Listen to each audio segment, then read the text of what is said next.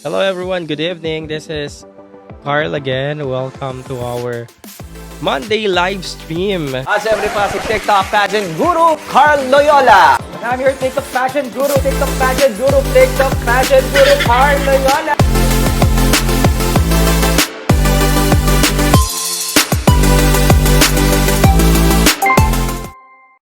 Ayan, siguro naman alam niyo na kung ano yung nagaganap ngayon, no? Sa mga viewers natin dyan, magandang gabi. Happy Monday night. Alam ko, busy pa kayo. Pinanonood nyo pa currently yung live stream ng Wuling event ng Miss Universe Philippines. And yun, nag-live na rin ako habang ongoing pa yung event. So sa mga viewers natin dyan, kumusta? Ayan, kay Chris. Nandiyan na agad si Chris. Unang-una ikaw. Kuis, may live po sa Wuling top 3 na. Delete ata yung live na pinapanood ko pero I'm watching sa Wuling Philippines Facebook. Doon ako nanonood. Delete ba to? Ito pa lang oh, yun sa akin.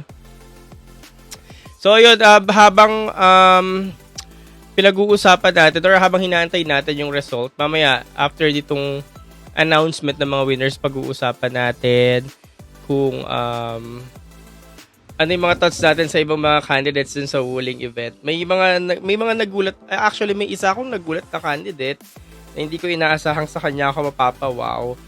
But not until dumating tong isang candidate, kaya mukhang siya na yung naging number 1 ko. Yun. Sige, mamaya babasahin natin yung mga comment nyo ano nang ganap sa ano nyo? Sa live nyo? Kasi sa akin ito pa lang eh. Guys, again sa mga viewers natin, currently, ayan, Wuling event for the Miss Universe Philippines. Wuling Philippines Facebook ako nanonood. Yeah, simula kaninang 5 p.m. Exactly 5 p.m. nag-start yung Wuling activities nila. Actually, may invite naman ako dito. Pero hindi nga lang ako nakarating kasi ang sama ng pakiramdam ko ngayon para akong lalagnatin. Tapos, at the same time, may work nga tayo. So, hindi na ako nakarating personally to cover the event. Pero aliw na aliw ako habang nanonood ako kanina kasi maganda yung camera angle, panning ng Wuling dito sa Wuling Facebook nila. So, again, sa mga hindi nakapanood, just visit the Wuling Facebook Blue app. Ayan. Kasi, nandun lang naman yun sa wall ng mismong sponsor FB. Kaya doon nyo na lang siya balikan para sa mga viewers natin na hindi nakapanood. And naalala ko last year, kasi last year nandiyan din ako live. Nag-cover din tayo dyan ng event live. Kung hindi ako nagkakamali, wala ata si Chelsea dyan. Chelsea manalo sa Wuling last year. Kasi parang ayun yung balitang baback out. Pero hindi natuloy kasi the next activity nila ng last year, Aqua Boracay, nagpakita si Chelsea manalo. So again, hindi siya magdedetermine kung magsisemis ka or what, or kung ikaw yung makaka-crown, kung mananalo ka as Wuling. Naalala ko last year, 5 din yung piniling Wuling. Isa na doon si Laguna, si Baguio, Atisa Manalo, naging Wuling yan, Stacy Gabriel, tsaka si Christy McGarry. Then sa finals, in-announce yung Miss Wuling. Ang nakakuha ng Miss Wuling Award, si Christy McGarry last year. Tapos nanalo siya ng isa ring unit ng Wuling plus cash prize. And then ngayon yung Wuling event, maganda siya actually. Nag-ano sila. Yung Wuling event, nag-evolve. Kasi naging by batch yung mga girls, di ba? Rumampa batch by batch yung mga girls. Yung unang batch, 2 yung lumalabas. Yung pangalawang batch, isa-isa na lang. And then yung pangatlong batch, isa-isa pa rin. So, batch by batch. Maganda yung coordination ng event ngayon. Tapos, ano pa ba maganda sa Wuling ngayon? Yung angle and camera, maganda. Ngayon ko siya na-appreciate kasi sa live ako nanonood. Last year kasi, sa live ako nanonood, live audience ako sa MOA. So, hindi ko siya na-appreciate kasi nasa live audience ako. Pero ngayon na nanonood ako dito sa live, mas ang ganda ng camera angle nila, panning. So, congratulations, Wuling Philippines. Guys, wala pang announcement ng winners. Tama ba? Nandito pa lang kay Miss Shamsi ang aking live. i-announce din ata dito yung top 5 and then parang Hello Glow din siya. Yung magta-top 5, isa doon yung mananalong Miss Wuling sa finals. Okay, so since wala pang announcement, umpisahan na natin yung mga thoughts natin. Again, magandang gabi. Nagsasalita pa naman si Miss Shamsi. Umpisahan na natin ang thoughts natin. Ayan, so yung nag-start na yung competition or yung runway. Guys, again, this is a runway show. Para siyang Hello Glow. And then, isa sa mga nakita natin or napansin natin, hindi... Yung iba talagang hindi mo na makikitaan ng giggle factor. No? Talagang nag-tone down na lahat. Parang ganyan. Very relax lang ang eksena ng Wuling. Pero, kailangan, since pinopromote mo nga yung kotse yung pinopromote mo. So, para kang car show girl dapat ang eksena. So, ang galing nung ibang mga girls doon. Ang galing nila maging car show girl. Alam niyo yun, yung may mga tumitingin pa sa side mirror. Gusto ko yung mga eksena tumitingin sa side mirror. So, may emote. So, ang galing nung iba doon. Yung iba, hindi nila nakuha or parang hindi sila naging car show girl. Parang nakalimutan nilang umemote-emote sa kotse. Nagpo-promote nga sila ng kotse. Pero, marami naman yung nakuha nila na very, very okay. Tapos, ang ganda-ganda ng emote nila. And yun, nung nag-start na, una si Albay tsaka si Angeles, 'di ba? Tapos, dun sa dalawa yan, kasi by partner, ang nabetan ko na agad si Angeles. Maganda pala talaga pasarela ni Angeles, no? Ni Ira De Castro. Na natin yun, napansin na natin yun sa Hello Glow, tapos ng mga Runway Pina Challenge, tapos, biglang, ngayon, or kanina, na-appreciate ko yung pasarela ni Ira De Castro, Angeles City.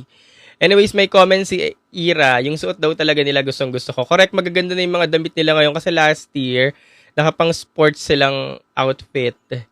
Tapos ngayon, yan, magaganda yung damit. May pag-uusapan natin yan kasi nabetan kong damit.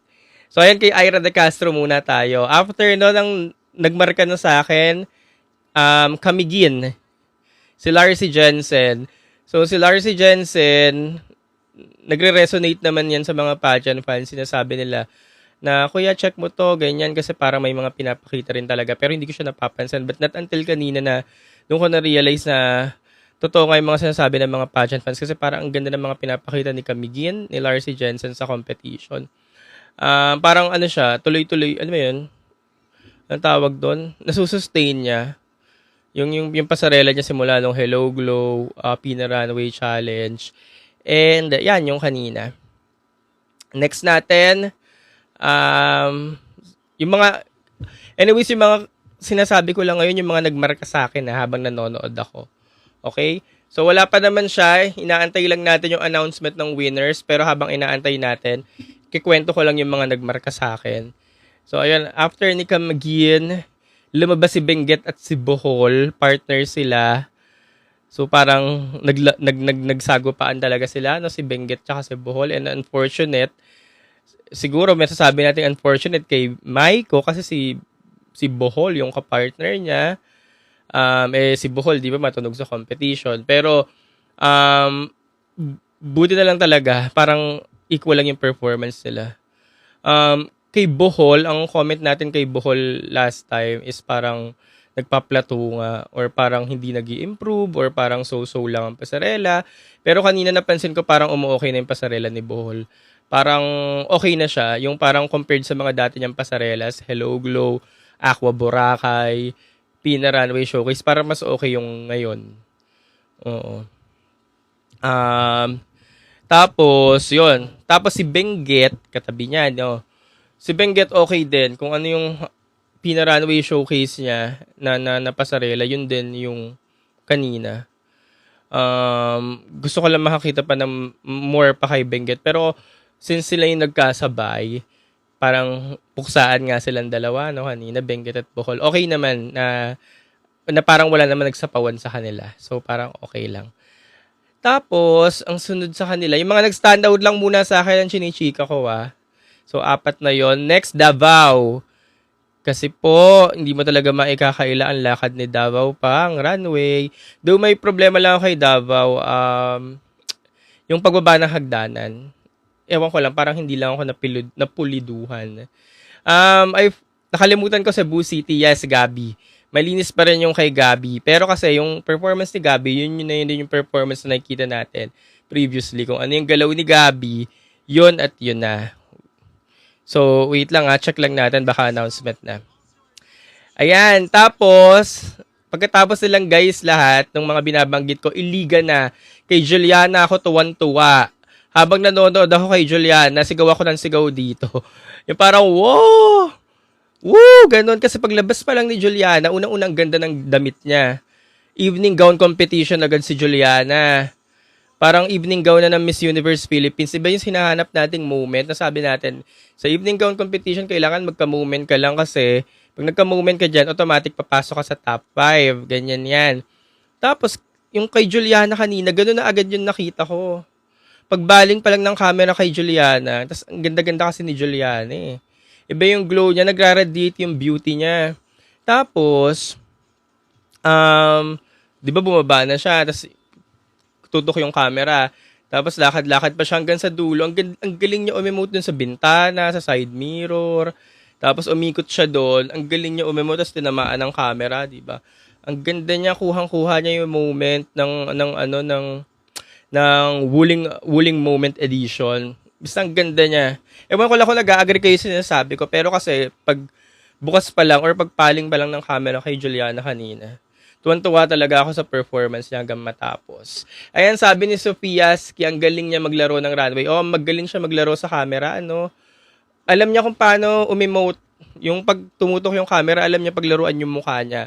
Yun kasi yung problema ng iba, hindi alam kung paano paglaruan yung mukha, umemote. May isa akong girl na okay sana, pero hindi lang magaling umemote. Ayun, pag-usapan natin yan mamaya. Kasi yun yung lacking naman ng isang very, very hype. Yung emote ng mukha. Tapos yun naman yung sobrang 100% kay Juliana. Tapos, yun nga, ang ganda ng damit niya kasi bagay sa kanya. Basta parang evening gown competition na siya kanina. So, kung na-miss niyo yung performance ni Juliana, balikan niyo na lang siya sa Wuling, sa Blue Up. Nandun pa naman yun sa FYP. Kasi sobrang ganda ng performance niya. So, na-amaze nga ako. So, dapat ina-number 1 ko na siya. Sabi ko, kasi kaya na-number 1 ko na si Juliana, hindi ko pa naman nakikita yung Mythical 5, diba? So, sabi ko, sige, number 1 na muna si Juliana sa akin so far. Nakita ko na yung tapos lumabas na si Winwin. Si Winwin kasi yung unang Mythical 5. Yung performance ni Winwin, syempre hindi na G na G. Yung kung ano yung performance ni Winwin na nakasanayan natin or sanay na tayo makita, yun na yun. Maganda pa rin naman, maayos naman kasi syempre kilala mo na. Pero dahil nga kasi alam na natin kung ano ibibigay ni Winwin. Alam na natin kung ano yung makikita natin. Sabihin na natin medyo ano yun, hindi na tayo nag-expect. Alam mo yun, parang okay, yun na yun. Kaya Juliana versus Winwin, na kay Juliana pa din ako kasi nga yung performance ni Winwin, yung parang yun yung ina-expect nating makita. Pero wala namang problem.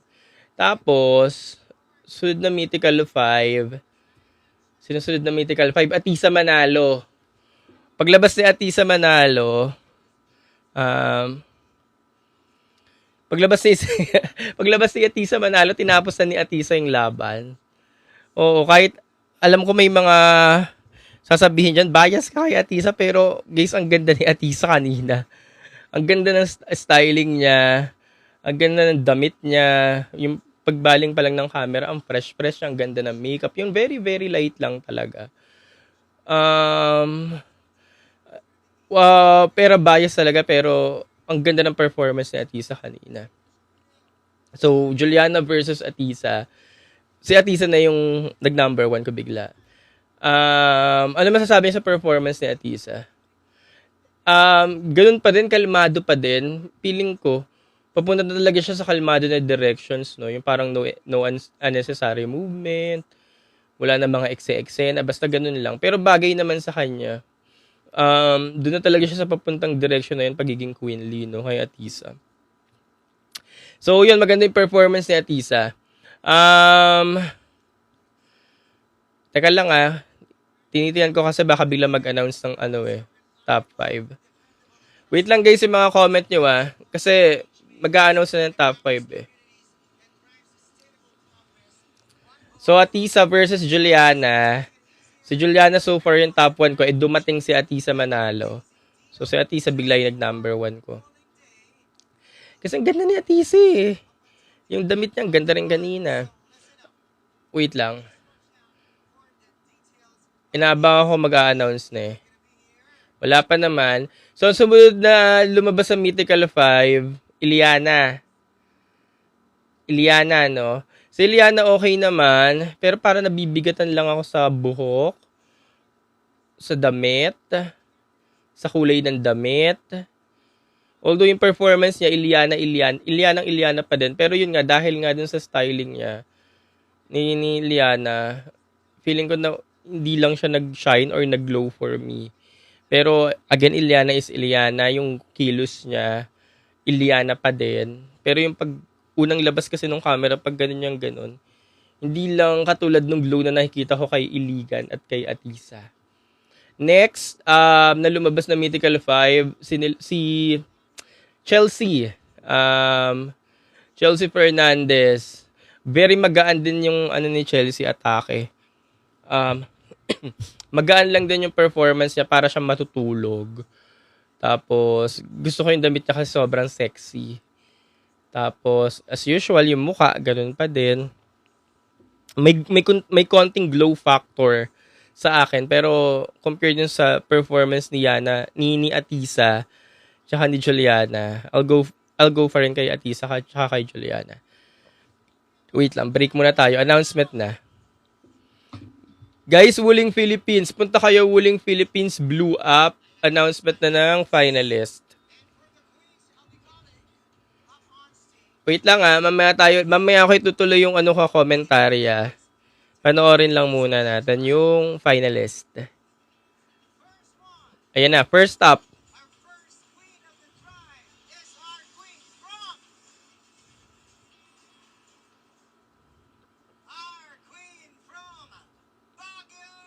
Baguio, nakalimutan ko rin tong i-comment. Guys, si Baguio ang unang finalist, nakalimutan ko sabihin kanina. Kasi hindi pa naman tayo tapos sa commentary natin. Pero, sa picture, yung nakita ko pa lang sa picture, sa FYP, yung mga picture ni Baguio, sabi ko, ang ganda-ganda ng makeup niya ngayon. Pinagtuunan ng pansin yung makeup ni Gwen ngayon. Ayan, Baguio ang unang finalist for Wuling. Ang ganda ng makeup niya, and kudos kay Baguio, walang mintes, since Hello Glow, Aqua Boracay, Wuling, laging nasa top 5 or finalist. Kaya talagang talagang si Baguio, pwedeng makasilat yan ng spot sa top 5 dahil sa mga ginagawa niya ngayon. Yun, sabi ni, pasok sa Liga number 2, Juliana. Kasi hindi mo talaga maikakaila ang performance ni Juliana kanina. Lamon lahat.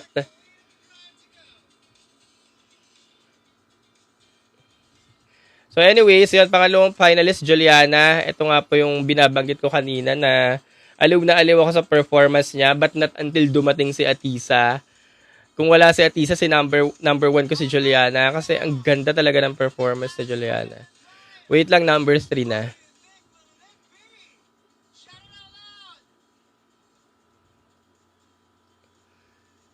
Number 3.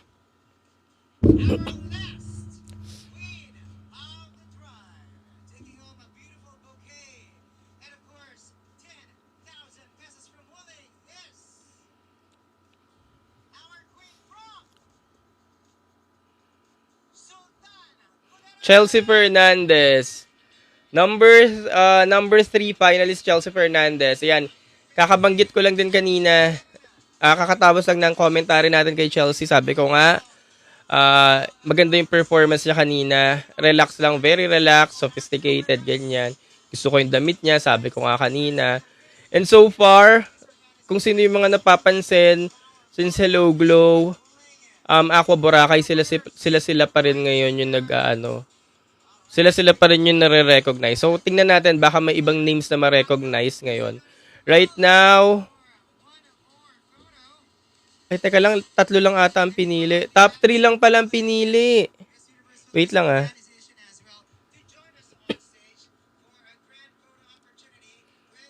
Top 3 lang ang pinili, mga mi. Iligan, Baguio, Sultan Kudarat. O, top 3 lang. Last year kasi, 5 pinili. Wherein yung 5 yon sa finals, dun pinili yung Miss Wuling kung saan nakuha nga ni Christy McGarry yung Miss Wuling na award. So ngayon, 3 lang ang pinili. Again, Miss Wuling finalist ngayon, Juliana Fresado, Iligan, Gwen Soriano, Baguio, Sultan Kudarat, Chelsea Fernandez. Wala namang kaso, walang problema dito kasi nasa banggit ko naman kanina, bago natin napanood tong awarding, itong mga girls na to, nabanggit ko kanina sa mga standouts ko at nasabi na natin yung comments natin. Okay. Alright, balik tayo sa sa commentary natin. So natapos ako kay kay Sultan Kudarat, kay Chelsea. After nun, si Taguig na, yung isang Mythical 5.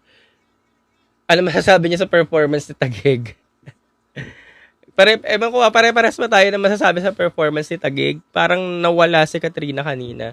Unang-una napansin ko kay Katrina, makeup niya. Iba yung makeup niya. Tapos dun ko na-realize na wala pala yung makeup artist ni Katrina. Kasi nagme-makeup kay Katrina, si Mr. Bear last year. Mr. Bear International. Si Mr. Bear International nasa Thailand. So wala nag-makeup siguro kay Katrina, kaya ganun yung makeup niya. Tapos yung pasarela niya kanina, ang bigat-bigat. Parang hindi nagtugma-tugma kay Katrina kanina. Kasi alam niyo naman, runaway ang ni Katrina, ang forte, ganyan, mga runaway na ganito. Pero yung kanina parang ang bigat ng ni Katrina. Lahat ang bigat niya tingnan, ganun. So hindi talaga nagtugma-tugma kay Katrina. But sana makabalik si Katrina, no? Maka-bounce back siya sa mga susunod na activities. Baka preliminaries na yung susunod natin na activities. So let's see. So ayun, tapos na tayo sa Mythical 5 na comment. So ang tanong ngayon, bakit hindi umusad si Atisa sa top 3? Kasi ang top 3 natin, Sultan Kudarat, Baguio, and si Juliana. So sa tingin nyo, ano naging problema sa performance ni Atisa? Mas lamang yung 3? Or, ayan, sabi ni Chris, nagsawa na. Ganyan. Ayun. Pero yun sa 3 namang performance kanina, wala naman akong problema. Malilinis naman yung performance nila. Especially, I'm happy na recognize si Iligan, si Juliana. Kasi tuwan-tuwa talaga ako sa performance ni Juliana kanina. Halos i-number 1 ko na siya. Pero nakita ko kasi si Atisa. So, gusto kong i-number 1 si Atisa. When it comes to Gwen Soriano, hindi pa nag-umpisa yung event. Bet ko na yung styling ni Gwen. Yung look niya, ang ganda ng makeup niya. And dun sa first batch, siya talaga yung litaw na litaw. Yung first batch ng mga girls, litaw na litaw siya. Iba yung glow ni Gwen Soriano nung unang batch. Yon. So, tapos na tayo. May mga nalakdawan tayong girls kasi nag-pause tayo for a while gawa ng announcement. Laguna. Ayan. Tingnan natin si Laguna. Ang naging concern ko lang kay Laguna, ano naging concern nyo kay Laguna? Siguro sa akin yung emote-emote lang, yung aura-aura lang. Parang compared yun sa ibang umora, dun sa ibang umora-aura, parang kulang lang sa alam mo yun, yung emote-emote na mukha na nagsuslomo, yun yung naging concern ko lang sa kanya. Plus, yung wardrobe din, pwedeng yung wardrobe din. Ayan, may nag-comment din, yung damit, yung styling niya, okay na, pero parang may kulang. Parang, compared yun sa mga iba nakitaan mo ng glow, parang hindi mo nakita yung glow kanina sa Wuling event niya. So, malamang ayon. Kay Pasay, same din. Same concern din with Pasay.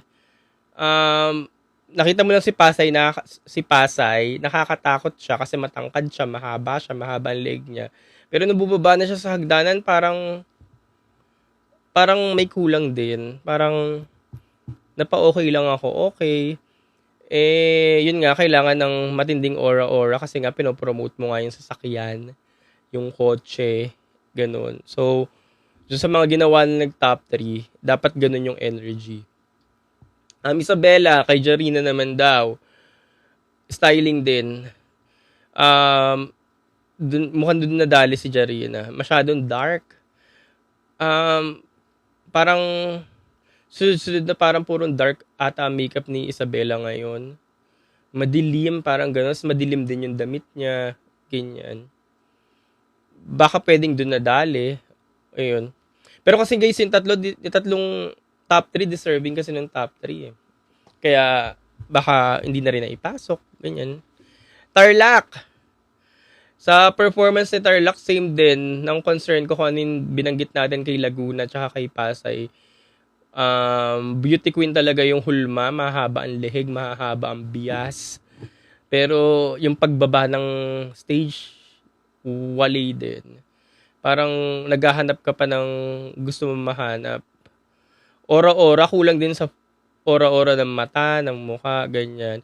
Pero, again, sponsor event lang naman to. Hindi naman to magde-determine kung papasok ka sa semis or what. Pero magta-translate to sa kung ano yung magiging pwesto mo or magiging mark mo sa competition. Siguro baka pagod lang yung mga girls, ganyan. Pagod lang. Kasi kanina pa to gising, kaninang maagang-maaga. Nag-rehearsal, tapos itong event. Yun lang din. Sino pa nakalimutan natin na heavy names? Dun sa mga heavy names, kasi guys, simula day 1, itong mga pangalan na to, especially yung nag-top 3 kanina, sila rin naman yung pumapasok since Hello Glow, Aqua, Boracay, sila din naman. Ngayon, kung may mga idadagdag akong hindi kilala, kasi parang ilang ano na to, activity, pang-apat, no? So, panigurado dahil nakaapat na tayong nood ng mga may movements na activities nila like ito, runway. Siguro malamang ngayon alam na natin or kilala na natin kung sino yung mukhang magaling sa pasarela, may arrive. Alam nyo yun, yung talagang may kinang pag lumalabas or natatapatan ng entablado. Siguro alam na natin kung sino sila, no? Kasi pang ilang labas na rin naman nila to. So aside dun sa mga pangalan na kilala na or naglalabasan na nung umpisa simula ng Hello Glow, Aqua, Boracay, ganyan. Sila pa din. Solid na yon. Magagaling sila. Solid na talaga yun. Magagaling sila lahat. Kasi hanggang ngayon, magaganda pa rin yung mga performance nila. Although may mga nawawala, for example, Katrina, Legado, medyo nawala lang siya kanina. Pero kasi nga, since kilala natin si Katrina, alam na niya kung paano mag-bounce back. Yun, basta solid na yun. Yung mga napapansin simula nung Hello Glow, Aqua, Boracay, tsaka yung ngayon. Mukhang yun na yun. Pero kung may mga idadagdag lang ako, kasi itong mga girls na to, consistent to simula day 1, hindi lang sila napapansin. Tapos kanina sa Wuling, maganda yung performance nila. So parang simula nung Hello Glow, Pina Runway Showcase, Aqua, Boracay, pati itong kanina, parang feeling ko dire-diretso yung performance nila magaganda pero hindi talaga sila nare-recognize. So kung may dadagdag lang ako, siguro si Angeles City, si Camiguin, si Davao, si Caloocan, si Mindoro Oriental, San Jose, Batangas, yung mga hindi pa nare-recognize na feeling ko, ang gaganda ng performance ever since. Wala naman na siguro ako nakalimutan. Huwag nyo nang hanapin sina Tarlac, sina Isabela kasi nare-recognize and ever since. Ifugao, so hindi ko na sinali. Yun lang. So yeah, sagot na tayo ng tanong. Yung tanong na may ano lang may sense lang ha. So again, ang top 3, Chelsea Fernandez, Juliana Fresado, and Gwendolyn Soriano. Award daw ni Iliana, wala po, hindi po siya nakasali sa top 3 kanina. Guys, again, kung na-miss nyo yung Wuling activity or Wuling show, punta lang kayo sa Wuling page sa app. At kung na-late kayo dito sa ating commentary with regards to Wuling activity, i-upload ko rin to sa kabilang app. Ayan, so sabi ni Mario, Carl, will you consider now Juliana as a frontrunner? Underrated frontrunner ang status ni Juliana. Pero natakot ako kanina kay Juliana, yung nakita ko siya. Kasi parang last live natin, ang sabi ko, ano ba yung sinabi ko last live? Amanda Russo, Eloisa Howard. Pero may tendency palang nawawala din sila minsan, no? Parang kanina nawala sila, tapos biglang bumulusok si Juliana. So, hindi mo rin talaga alam kung sino yung nagta-top notch. Nag-iiba-iba sila. Kasi nakita ko kanina si Juliana, sabi ko, ang lakas ng ano. Ito yung ginahanap ko kanina sa evening gown segment na moment. Ayun yung nawala kay Amanda, tsaka kay Eloisa. So, talaga pagdating sa finals, talagang kung kanino mag-aalin talaga yung stars, no? Anybody's ball game talaga, no? Kasi may mawawala talaga. Si Atisa nga, di ba, ngayon hindi na-recognize, eh. Si Eliana, wala din, di ba? Si Gwendolyn Soriano, yung silent killer. Si Gwen yung hindi siya pinag-uusapan, plakado siya. Pero plakado siya, kasi kanina, bago mag-umpisa yung show, nagandahan na ako kay Gwen. Sabi ko, ang ganda ni Gwen ngayon, ganda ng makeup niya. Pero hindi siya nagte-trend. Sa FYP, walang mga Gwen Soriano na lumalabas, kahit sa TikTok, ganyan. Pero tingnan mo, nasilat yung isang spot sa top 3. Kaya silent killer siya eh. Kaya ito yung pwedeng isang sumilat ng spot pagdating sa dulo. Chelsea Fernandez, given na kasi yan kay Chelsea Fernandez. Pwedeng nandyan, pwedeng hindi. Pero yun no, talagang minsan pag talagang matchempuhan ka ng ano no, tamang timing, kagaya kanina, sila yung tatlo yung nag-shine, edi sila yung top 3. Eh, malamang, ganun ulit yan sa finals. Kung sino yung mag-shine, top 5 ka ulit, top 3. Top 5, top 3. Yun. Ano pang tanong nyo? Update for Laguna's placement for you. So far, sila pa rin naman ang 1 to beat ko. Amanda and Pasay. Pasay and Laguna pagdating sa mga newbie. Kasi itong namang activity kanina, ano lang to, kumbaga isolated case, isang beses lang. Kaya feeling ko itong mga to, yung mga akala natin or sinasabi natin na wala, baka naman panigurado, babawi pa yan. Pero again, yung moment na isang beses lang talaga siya eh. Kaya kailangan maano mo siya eh. Ma-check mo agad. Ayun. Kaya yun lang. Bigla lang akong natakot. Biglang parang naliwanagan ako kay Baguio tsaka kay Juliana. Na baka ito yung tinitingnan natin lagi si Amanda. Ito yung mga pageant pass, lagi naka Amanda. Lagi naka Eloisa. Baka naman pala si Baguio, kaya si Juliana. Yun. Pagdating sa newbie ha, nilabas na natin yung Mythical 5 kasi solid na yung Mythical 5. So kung sa tingin natin hindi makakoronahan ng Mythical 5, baka sa mga newbie, sila din ang maglalaban. Anyways, question again. Guys, yung mga question nyo kasi, kanina pa ako nag-umpisa ng live, so nabanggit ko na. So malamang uulitin ko na naman siya. Kung hindi nyo ito na-umpisang live, i-upload ko rin siya sa Red App. So maumpisahan nyo siya. Nandun po lahat ng mga sinabi ko. Thank you. Top 5 so far, wala pa. Pero top 3 po ngayon sa event, Baguio, Sultan Kudarat, and Iligan. Yes. Kuya Carlo, want to beat mo pa rin ba si Atisa? Oo naman. Kasi yung nangyari naman ngayon kanina, wala namang butas yung performance ni Atisa eh. Plakado si Atisa kanina. Siguro nga sabi rin na nag-comment kanina, baka nagsawa na lang din kaya hindi na sinama sa top 3, pinalta na lang ng isang spot. Pero deserve nung tatlo kanina. Ito lang ang pinili, ganyan. So, Atisa 1 to beat, siya pa rin po ang 1 to beat kasi siya yung pinaka, alam mo yun, siya yung bumalik, siya yung may napatunayan, tapos siya yung inaay ng lahat, kaya siya yung 1 to beat. But again, mag-ano na lang siya. Alam mo yun, sa finals, depende. Depende sa finals kung anong mangyayari. So ayun, Iligan ulit, babalik tayo kay Iligan at Baguio. So dapat talaga hindi ka pa kampante talaga ngayon, no? Kasi ayun nga, lalo na si Gwen walang palya.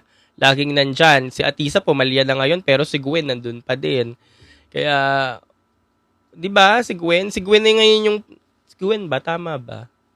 Si Gwen na ngayon yung perfect. Si Gwen yung perfect na ngayon.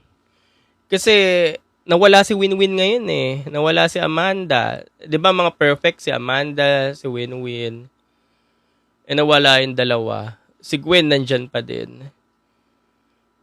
Oo nga, tama si Gwen, Aqua Angel. Tapos ito, si Chelsea kasi hindi naman siya Aqua Angel. Aqua Angel yung pinaka-main. Tingnan mo si Gwen nandito pa din, no? Hello Glow, Aqua Angel, tapos etong Wuling. Alam nyo na, mukhang kung... Kasi ito naman, although hindi siya nagtatranslate kung sino yung magiging semis, pero guys kasi, performance yung tititingnan dito. So kung ganito ka mag-perform, edi asahan mo, pag nag-perform ka sa finals, ganyan pa rin yan. Edi kung ano yung score na nabigay sa'yo ngayon, malamang ganun pa din yun kasi same performance. So ibig sabihin, may something talaga kay Gwen Soriano. Kaya nga sabi ko nga dati, si Gwen talaga yung mukhang makakasilat ng top 5 spot dyan eh. Oo. Yun. Tap, nabanggit ko na. Guys, again, upload ko sa Red App. Ayan. Para daw pumayat si Atisa. Sino mga nakabet ng styling ni Atisa? Kasi ako bet na bet ko yung styling niya kanina. Mula sa damit, sa buhok, sa makeup. Buhol na sabi ko na kanina, Charlie, team replay ka na. But Isabella, ayun yung mga una kong binanggit. Sabi ni Mark, kasado na daw sa top 5 si Baguio. Oo, kailangan niya lang ng perfect evening gown moment. Guys, kung napanood nyo pala yung Queen's Runway, yung sa Netflix, in-express doon. Hindi ko lang alam kung sino nag-express, kung si Sir Jonas ba. Ay, si Sir Voltaire. Parang may nabanggit ata siya doon na kailangan lang talaga ng mga delegates ng perfect evening gown moment. Or evening gown yung magpapanalo sa mga girls na to. Ayan, kaya nga lagi nga natin sinasabi sa mga previous live natin, itong mga girls na to, kailangan lang ng perfect evening gown moment sa finals kasi sure, papasok yan sa top 5 or even baka mas snatch nila yung corona. So when it comes to Gwen Soriano, mukhang kasado na talaga yan sa top 5. Ang magdedetermine ng fate na ni Gwen is yung evening gown niya. Kasi pag nawali yan sa evening gown, baka hindi na yan ipasok sa top 5. Kung kunyari hindi tumugma lahat ng mga stars ni Gwen Soriano sa evening gown. Kasi for sure papasok yan sa top 10 magi-evening gown yan si Gwen Soriano. Kasi pandigurado magiging magandang swimsuit round na. So doon na lang magkakatalo. Pero si Juliana talaga yung kanina. Babalik ulit tayo kay Juliana Presado. Yung moment na sinasabi ko sa evening gown, nakita ko na kanina kaagad kay Juliana. Kasi nauna yung mukha, yung aura niya. Iba yung beauty ni Juliana sa camera. Kaya si Juliana, ganun din yun, makatisod lang din yun ng perfect evening gown moment. Sana maganda yung evening gown niyang isuot. Kasi panigurado, bubulusok yun sa top 5. Baka siya pa yung mag-Chelsea Manalo moment sa evening gown. Yun. Anyways, dumadami ng bardagulan sa mga newbies. Kasi nga po, nasa ilang linggo na lang tayo. 2 linggo na lang. Holy Week na ngayon, diba? Ang finals May 2. Next week, 21 na. Tapos, final week na. Technically, 2 linggo na lang tayo. So, kailangan mo talagang magpakitang gilas na. Hindi na uubra ngayon yung mga tahimik lang, ganyan. Kasi 2 linggo na lang. Kumbaga sa basketball, last 3 minutes. So, pag last 3 minutes, last 5 minutes. Pag mga ganon, yung coach, imi-meeting na yung buong team, tapos mag-strategy na. Kasi nga, huling 2 linggo na lang tayo eh. Kailangan magpapansin ka na talaga eh. Yun. O siya, kanina pa ako naka-live. Thank you so much. Again, upload ko to sa Red App. And ang susunod na activities nila, baka preliminaries na din. Kasi biglaan lang tong Wuling eh. Nare-receive ko nga lang invite nito kahapon lang din eh. Kaya hindi na rin ako nakapunta. Yun, biglaang event lang siya. Ganoon kabigla ng event ng mga MUPH. So, siguro meron pa mga sponsor events yan, mga last minute. Pero feeling ko, ang inaantay na lang natin, preliminary competition. Preliminary competition, April 28 siya. Kasabay siya ng Mr. Pilipinas Worldwide. Mr. Pilipinas Worldwide, 6 p.m. siya. Then preliminary competition, 8 p.m. April 28, Monday siya. So, gabi. Same. Resorts World or Newport New Front, ano ba? Sabi yung theater doon, basta yung sa loob ng Newport. Yun. Not Cause, April 30th pa rin. Same, kasabay siya ng Gala Night. Ayun. Then, May 2 finals na. Let's see. Tapos, habang papalapit na yung mga competition, alam nyo ba, ang dami ng mga chicken lumalabas na ganito daw, ganito. Pero hindi ko lang pwedeng isplok dito. Pero yun, dami na. Ganun talaga, no, pag malapit na ang finals. Marami na talaga mga conspiracy, mga theory. Ganyan. So, again, sama-sama ulit tayo sa susunod na live stream. Baka bukas mag-live ako, Q&A tayo. So, papaalam na muna ako. Thank you so much. Magandang gabi. Happy Monday! Siyempre pa si TikTok pageant guru, Carl Loyola. And I'm your TikTok pageant guru, TikTok pageant guru, Carl Loyola.